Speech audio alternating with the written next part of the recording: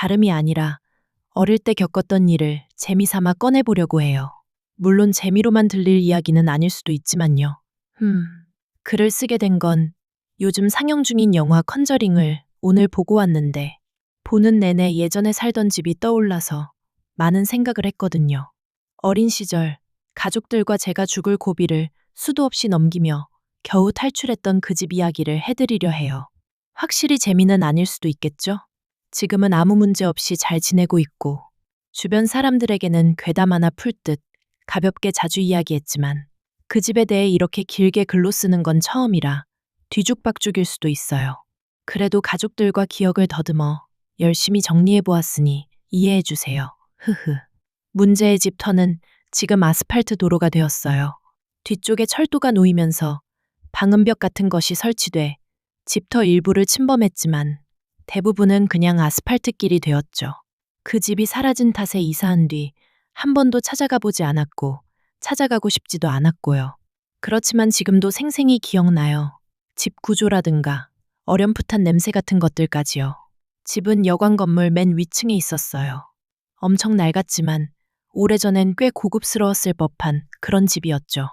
엄마 말로는 이사 올 때부터 가구가 몇 개 있었대요. 텔레비전 장식장, 거실 탁자 하나, 작은 방 침대, 안방 화장대.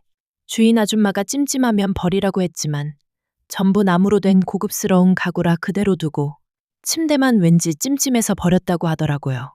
제가 기억하는 첫인상은 이랬어요.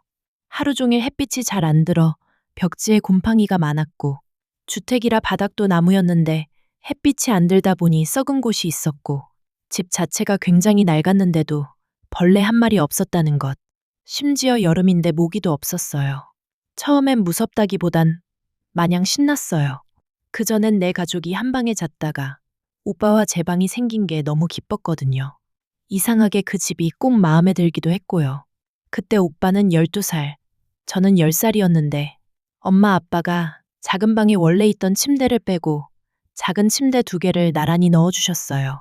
이사 온 지 일주일째, 오빠 일기에 수요일이라고 적혀 있던 날, 새벽에 자다가 깼는데 이상한 소리가 들렸어요. 누가 손가락으로 벽을 딱딱 치는 소리 같은 게 불규칙하게 딱, 딱딱, 딱딱, 딱딱, 딱, 딱. 처음엔 오빠가 일어났나 싶어 그냥 다시 잠들려다 말았죠. 그때 갑자기 얼굴이 너무 시원한 거예요. 여름이었는데 선풍기는 끄고 도둑 든다고 창문도 닫아두고 잤거든요. 바람이 부는 것도 아닌데 마치 바카로 세수한 듯한 싸한 느낌? 나중엔 팔이랑 허리까지 시원해졌는데 동시에 뭔가 갑갑한 기분도 들었어요. 그러다 누가 제 어깨를 확 잡아당기는 바람에 정신이 번쩍 들었어요. 눈을 뜨자 저는 서 있었고 아빠가 창문 앞에서 저를 안고 있었어요. 불은 환하게 켜져 있었고 오빠는 방문 앞에서 엄마 뒤에 숨어 있었죠. 그 상황이 왜인지 따질 겨를도 없이 아빠가 절 그대로 안고 안방으로 들어가서 가족이 다 같이 잤던 것 같아요. 얼마나 지났을까. 몇 년 뒤 오빠한테서 그날 이야기를 들었어요.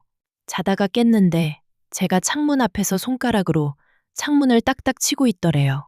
왜 그러냐고 물어도 아무 대답이 없어서 덤미? 하고 창문을 조금 열어줬대요. 그런데 제가 까치발을 들고 창문 밖으로 얼굴만 빼서 얼굴을 이리저리 이상한 방향으로 돌리더라는 거예요. 오빠가 놀라서 제 팔을 잡아당겼는데 당겨지지가 않았대요. 얼굴을 가까이서 보려고 옆으로 갔는데 제가 입이 귀에 걸릴 만큼 활짝 웃고 있더래요. 정말 과장 없이 입이 찢어져라. 오빠는 소리도 못 지르고 안방으로 달려가 부모님을 깨웠고 다 같이 방으로 돌아왔을 때는 제가 창문을 활짝 열어두고 창틀에 수건처럼 아슬아슬하게 걸려 있었대요. 아빠가 제 어깨를 확 젖혀서 안아 올렸고 그때 제가 깼다지만 부모님은 심한 몽유병이라고 생각했대요.